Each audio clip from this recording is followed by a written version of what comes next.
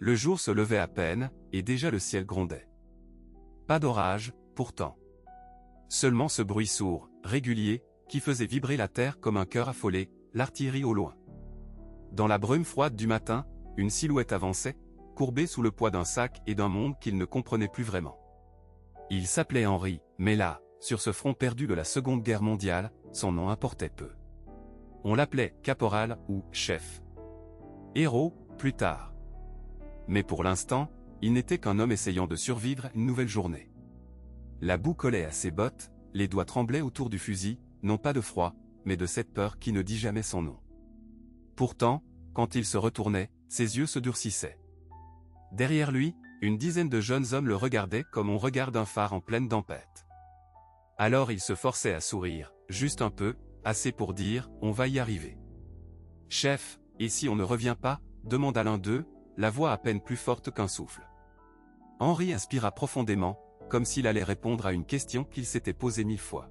« On reviendra », dit-il calmement.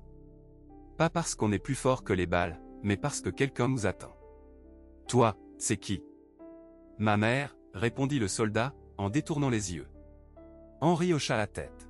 « Alors tu vois. On n'a pas le droit de la décevoir. » À ce moment-là, il croyait ce qu'il disait. Chaque ordre donné, chaque décision prise sous le feu ennemi, chaque mètre arraché à la peur semblait avoir un sens, protéger un pays, un idéal, une promesse d'avenir. On lui répétait que c'était, pour la liberté, pour reconstruire un monde meilleur. Les généraux parlaient de victoire, les journaux de courage, les discours de gloire. Et, quelque part, il se disait que tout cela finirait bien par payer. D'une manière ou d'une autre. Les années de guerre passèrent comme un long tunnel de boue, de cris et de nuits sans sommeil. Henri vit des hommes tomber, d'autres se relever. Il prit des décisions qui sauvèrent des vies, et d'autres qui le hantèrent longtemps. On lui remit des médailles. On serra sa main, on le regarda dans les yeux avec cette gravité solennelle réservée aux braves. On lui dit merci, on le félicita, on lui promit que le pays ne l'oublierait jamais. Une fois, lors d'une cérémonie, un officier posa une main lourde sur son épaule. « Vous êtes un exemple, soldat. Quand tout cela sera terminé, vous verrez, les hommes comme vous auront leur place dans la reconstruction. Le pays a une dette envers vous. Une dette. » Ce mot resta gravé dans sa mémoire. Il se dit, alors je ne serai jamais vraiment abandonné. Tout ce que j'ai donné, un jour, me reviendra d'une façon ou d'une autre. Il ignorait encore que cette notion de « dette » prendrait plus tard une forme bien différente. Non pas celle d'un pays qui reconnaît ses héros, mais celle, froide et impersonnelle, de chiffres sur un relevé bancaire, d'échéances, de rappels, de lettres recommandées. Ce jour-là pourtant, au milieu des ruines fumantes d'un village libéré, l'avenir semblait presque lumineux. La guerre touchait à sa fin. Les hommes riaient à nouveau, maladroitement, comme s'ils réapprenaient à vivre. Henri regarda le ciel, enfin silencieux, et se permit une pensée simple, après tout ça, je serai en sécurité. Je l'ai bien mérité, non? Il ne savait pas encore que la plus dure des batailles l'attendait, loin des tranchées, dans un lieu où aucune médaille ne le protégerait. Sa propre maison, son propre compte en banque, sa propre dignité. Car quand les canons se taisent, une autre guerre commence, celle dont on ne parle presque jamais. Et c'est là que l'histoire d'Henri rejoint peut-être la tienne, aujourd'hui. Le matin où tout a commencé à basculer, il faisait un froid sec qui coupait la peau. La guerre venait de finir, mais dans le train qui le ramenait vers sa ville natale, on aurait dit que personne n'osait y croire. Harold serrait entre ses doigts un carton épais, son ordre de démobilisation, avec un tampon officiel et une signature qui promettait, en théorie, une prime, une aide à la réinsertion, la gratitude éternelle de la nation. En réalité, cette feuille ne pesait rien face au vide qui s'étendait devant lui. En arrivant à la gare, les banderoles « Bienvenue à nos héros » flottaient au vent, déjà un peu déchirées, comme si même le tissu se lassait des célébrations.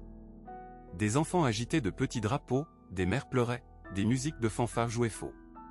On l'embrassa, on lui serra la main, on lui glissa un « merci pour votre service ». Et puis, très vite, chacun retourna à ses propres soucis. La gloire, il le sentit ce jour-là, avait une durée de vie très courte. Chez lui, l'appartement paraissait plus petit qu'avant. Les murs, jaunis par le temps et la fumée, semblaient s'être rapprochés. Sur la table de la cuisine, une pile de lettres l'attendait, factures, avis de retard, taxes. Il les ouvrit une à une, comme on déminait un champ de bataille, sauf que cette fois, chaque enveloppe explosait dans sa poitrine. On réglera ça avec la prime de démobilisation, murmura-t-il, plus pour se rassurer que pour informer sa femme. Elle le regarda en silence, un torchon dans les mains, les yeux cerclés de fatigue. La prime. Oui. Mais ils disent quand? Le propriétaire est passé hier. Il a parlé d'augmenter le loyer. Il dit que tout augmente, que c'est la faute de la guerre. Ce mot, la guerre, qui lui avait donné un sens, devenait maintenant une excuse pour lui réclamer plus d'argent. Quelques jours plus tard, il se retrouva dans une file d'attente interminable devant la banque. Des hommes comme lui, encore engoncés dans leurs vestes militaires, des médailles pendantes, attendaient dans le froid. Personne ne parlait de courage, de sacrifice, de stratégie. Ça parlait de loyer impayé, de travail introuvable, de prêts refusés. Quand enfin ce fut son tour, le banquier leva à peine les yeux. Non? Harold Carter. Caporal, décoré A. Ici, vous êtes juste Monsieur Carter, coupa l'homme en ajustant ses lunettes. Votre dossier montre peu de garantie, pas d'emploi stable, aucune propriété à votre nom. Sans garantie, pas de crédit. Je suis désolé. Ce « je suis désolé » sonnait creux, plus froid que le marbre du comptoir. Sur le front, Harold avait dirigé des hommes, pris des décisions qui changeaient le cours d'une bataille. Ici, il ne pouvait même pas convaincre quelqu'un de lui prêter quelques billets. Sur le chemin du retour, ses pensées tournaient en rond. Pendant des années, on lui avait dit quoi faire, où aller, comment survivre. Il obéissait, et en échange on lui donnait de quoi manger, un abri, un uniforme. Il n'avait jamais eu à gérer de l'argent. On ne lui avait jamais appris à économiser, investir, prévoir. On lui avait appris à vaincre la peur de mourir, pas la peur de manquer. Tu te reconnais un peu dans ce vide, toi aussi? Dans cette sensation de sortir du « bataille, chômage, divorce, faillite » et de te retrouver face à un monde financier que personne ne t'a vraiment expliqué? Parce que pour Harold, ce n'était que le début de sa guerre silencieuse, et la prochaine lettre qu'il allait ouvrir allait tout empirer. La petite maison qu'il retrouve après la guerre est plus silencieuse que n'importe quel champ de bataille. Plus d'explosions, plus de sirènes, seulement le tic-tac obstiné d'une horloge et le grincement du plancher sous ses bottes usées. Sur la table de la cuisine, à la place des cartes d'état-major, il y a maintenant des factures alignées comme des lignes ennemies, loyer en retard, crédit du mobilier, dette de ravitaillement. Chaque feuille porte un chiffre, et chaque chiffre le transperce plus profondément qu'un éclat d'obus. Sa femme lui tend une tasse de café noir, presque vide, comme leur réserve. Elle essaie de sourire, mais sa voix tremble. Ils ont parlé d'une pension, non? De primes, de quelque chose pour les décorer. Il hoche la tête, sans la regarder. À la caserne, on lui a promis des formulaires, des délais, des commissions. La reconnaissance de la nation, mise en attente dans un tiroir administratif. Entre deux bouchées de pain rassis, il entend encore la phrase du colonel résonner dans sa tête, « La patrie ne vous oubliera jamais ». Pourtant, ce soir, la patrie n'est ni à table ni à la banque. Quelques jours plus tard, il se tient debout dans la file d'attente d'une agence bancaire, son uniforme soigneusement rangé dans une vieille valise. Il porte maintenant un manteau civil trop grand pour lui, comme si sa propre vie était devenue trop large, trop vide. Devant lui, une femme se plaint de son livret d'épargne, un homme d'affaires discute de placement. Lui, il serre une enveloppe froissée contenant tous ses papiers, attestation de service, certificat, photo jaunie. Des traces de gloire qu'il espère pouvoir transformer en quelques billets. Quand vient enfin son tour, le conseiller bancaire l'observe brièvement. Profession, demande-t-il sans lever les yeux. Il hésite. Héros de guerre ne figure dans aucune case du formulaire. Il finit par murmurer, sans emploi, pour l'instant. Le tampon claque sur le bureau, compte refusé, garantie insuffisante. Pas de crédit. Pas de délai. Pas de seconde chance. En sortant, il croise son reflet dans la vitre, un homme fatigué, les épaules voûtées, qui ne ressemble en rien aux soldats des photos affichées dans la mairie. Le soir, assis sur le lit trop étroit, il étale ses maigres économies, quelques billets, quelques pièces, et un paquet de médailles brillantes, sans valeur marchande. Sa femme, à voix basse, ose la question que beaucoup n'oseraient pas poser. Tout ce que tu as risqué, pour revenir à ça. Il ne répond pas. Il compte et recompte l'argent, comme s'il pouvait faire apparaître des zéros en plus par la seule force de sa volonté. Mais les chiffres ne mentent pas, et ils ne compatissent pas. Ce soir-là, il comprend une vérité brutale. Sur le front, il savait lire une carte, anticiper un mouvement ennemi, protéger ses hommes. Dans ce nouveau monde de reçus, de taux et d'échéances, il est analphabète. Personne ne lui a appris le langage de l'argent. Personne ne l'a préparé à la guerre silencieuse des chiffres. Et sans le savoir encore, c'est précisément cette ignorance financière qui va le pousser dans une spirale bien plus dangereuse que celle des obus. Les premiers mois, il vit sur l'élan des applaudissements encore frais dans sa mémoire. Quand il referme les yeux, il entend encore le grondement des avions, mais surtout le tonnerre des mains qui s'entrechoquent le jour où on a accroché la médaille à sa poitrine. Dans le village, on le salue, on lui offre des verres au café, on lui tape dans le dos. Mais très vite, les sourires se font plus rares. Les regards glissent, pressés. La vie reprend ses droits, impitoyable, comme si la guerre n'avait été qu'un mauvais rêve collectif dont chacun veut s'éveiller au plus vite. Un matin, il se retrouve assis à la table de la cuisine, les épaules voûtées, entouré de papier. Des factures. Un loyer en retard. Une lettre de la banque, sèche, impersonnelle. Sa femme le regarde en silence, les mains tremblantes autour d'une tasse de café tiède. Elle finit par murmurer « On fait comment, maintenant ?» Il cherche dans ses poches un courage qu'il avait en abondance dans les tranchées. Là-bas, il donnait des ordres. Ici, il n'a même pas de réponse. Il pousse la porte de la banque quelques jours plus tard. À l'intérieur, personne ne le reconnaît. Il n'est plus le capitaine respecté, seulement un numéro dans une file qui s'étire jusqu'au guichet. Devant lui, un homme soupire, derrière lui, une mère berce un enfant agité. Quand arrive son tour, il pose la lettre sur le comptoir. Je viens pour ça. La conseillère lit, fronce légèrement les sourcils, puis déroule des mots qu'il ne comprend qu'à moitié. Intérêt, découvert, échéance. Sur le front, tout était simple, avancer ou mourir. Ici, chaque phrase semble une embuscade invisible. En sortant, il serre dans sa main un prospectus de prêt qu'on lui a donné comme on jette une bouée à quelqu'un qui se noie sans vérifier s'il sait nager. Il se sent plus petit qu'au moment où il rampait sous les balles. Une pensée lui traverse l'esprit, on m'a appris à tuer, jamais à gérer. Personne ne lui a expliqué comment fonctionne un budget, ce qu'est une réserve d'urgence, comment éviter que les dettes se transforment en chaînes. Le soir, à table, le silence est lourd. Les enfants chuchotent, sentant que quelque chose ne va pas. Sa femme ose, on pourrait vendre la montre de ton père, ou ta médaille. Il se redresse brusquement, le regard brûlant. Ma médaille. C'est tout ce qu'il me reste d'eux. Sa voix se brise. Ce n'est pas objet en métal qui le retient, c'est ce qu'il représente, la preuve qu'il a compté, un jour. Qu'il a eu de la valeur. Il se lève, fait quelques pas dans la pièce étroite. Sur le mur, une photo en noir et blanc de lui en uniforme, entouré de ses compagnons d'armes. Combien, sur cette photo, rentrent chez eux en héros pour découvrir qu'ils sont pauvres, perdus, piégés par des décisions prises par d'autres.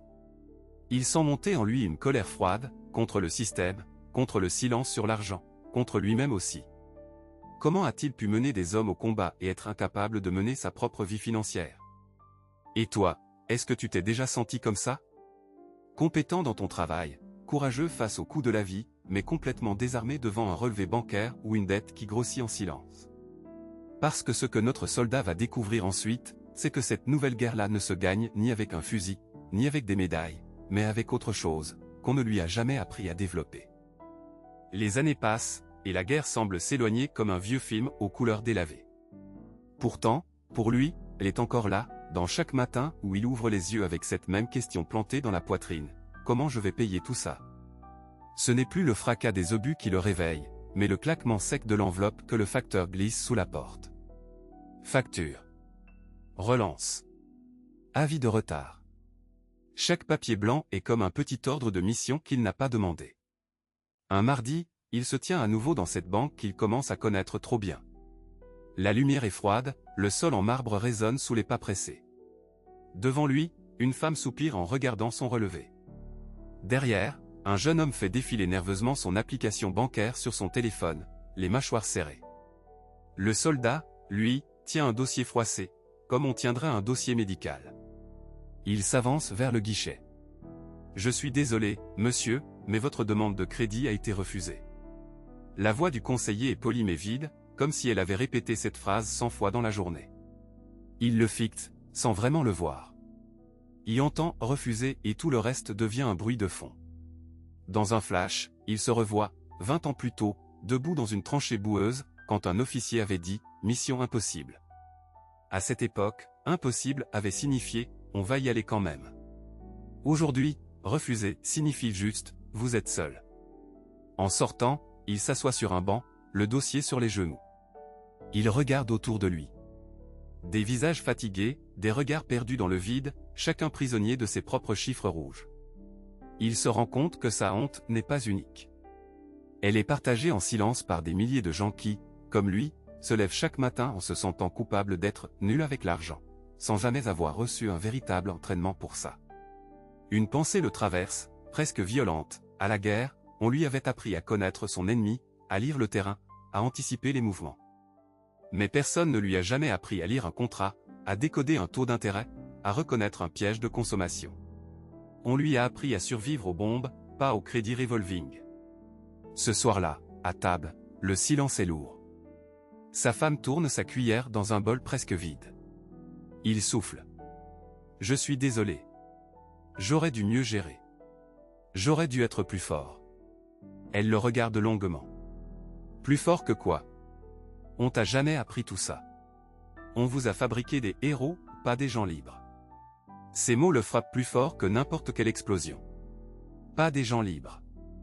Et si la vraie liberté, après la guerre, ce n'était pas le drapeau hissé sur un bâtiment, mais la capacité à respirer sans que chaque courrier, chaque appel privé, déclenche une alarme dans la tête. Il se couche tard, cette nuit-là, les yeux ouverts dans le noir. Une autre idée commence à germer, discrète, têtue, et s'il était possible d'apprendre. D'appliquer au monde de l'argent la même discipline, la même stratégie qu'il avait appliquée au champ de bataille. Et surtout, jusqu'où cette nouvelle bataille allait-elle le mener ? Ce soir-là, dans la petite cuisine aux carreaux fissurés, Henri posa sur la table un tas de lettres froissées. Sa femme les aligna une à une, comme on aligne des soldats épuisés. « Encore des relances ?» demanda-t-elle à voix basse. Il acquiesça, sans la regarder. Le frigo, à moitié vide, bourdonnait comme un insecte prisonnier. Sur le mur, une vieille photo en noir et blanc montrait Henri en uniforme, sourire fier, médaille sur la poitrine. « Tu te souviens ?» dit-il en fixant la photo, quand on croyait que tout serait différent après la guerre. Que le pays nous remercierait, autrement que par des discours. Elle prit une des lettres, la parcourut, soupira. Le pays ne paie pas le loyer, Henri. Et la banque s'en fiche de tes médailles. Ils veulent des chiffres. Ce mot tomba en eux comme un verdict. Des chiffres. Pendant la guerre, les chiffres, c'était les effectifs, les rations à partager, les distances à parcourir sous le feu.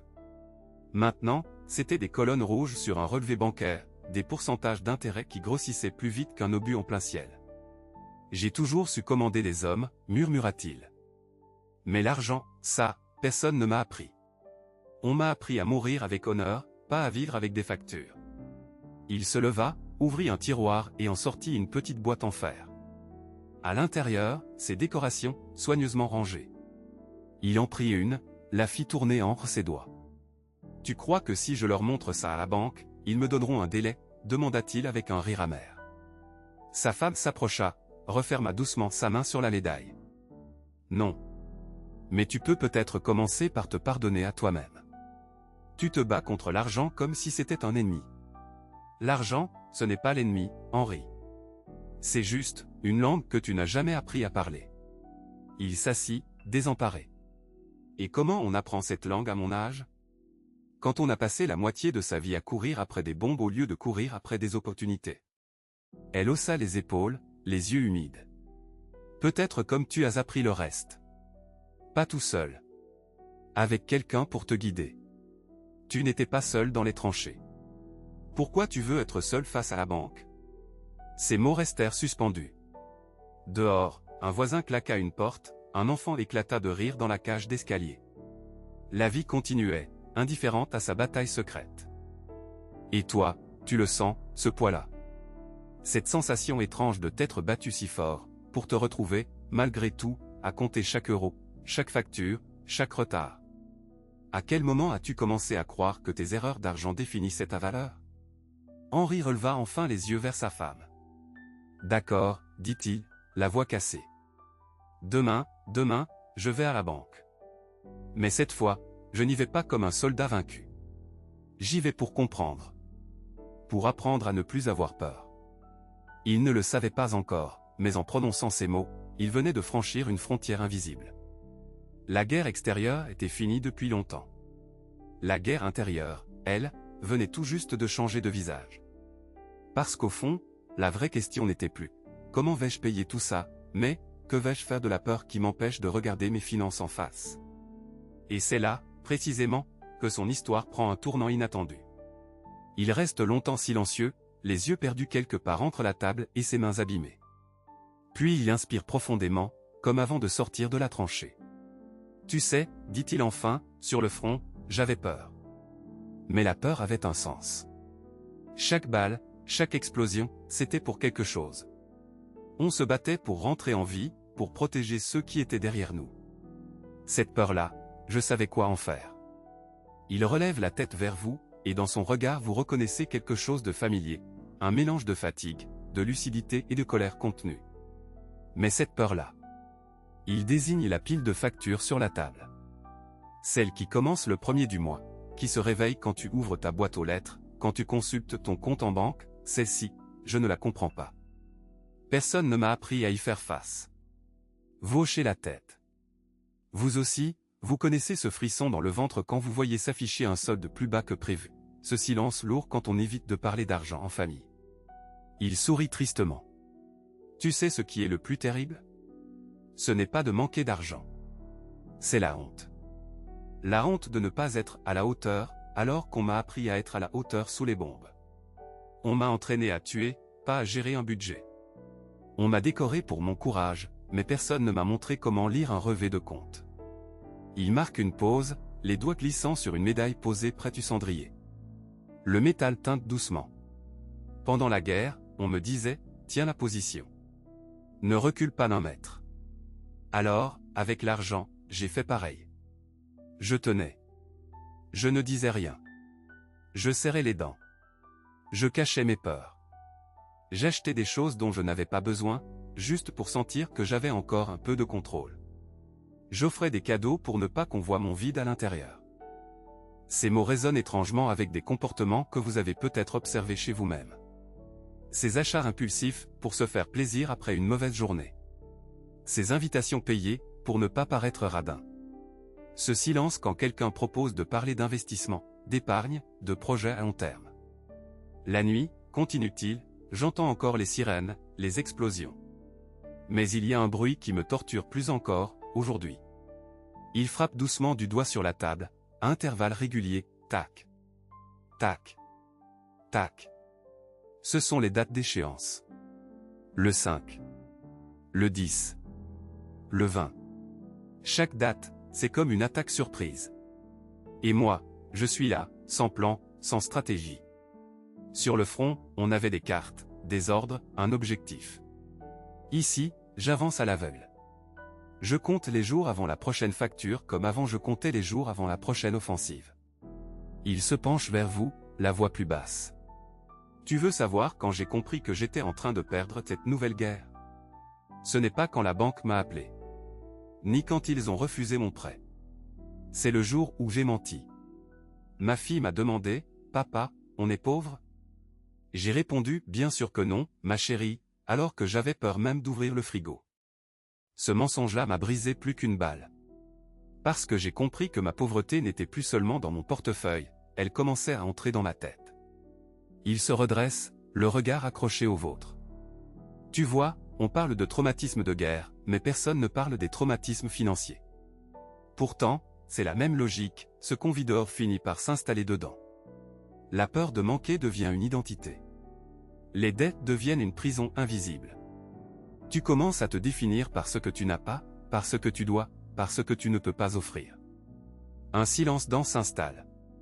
On entend au loin un enfant rire dans la rue, un chien aboyer, la vie continuer comme si de rien n'était. Dis-moi, toi, reprend-il doucement, c'est quoi ta guerre, aujourd'hui ? C'est le découvert qui revient chaque mois.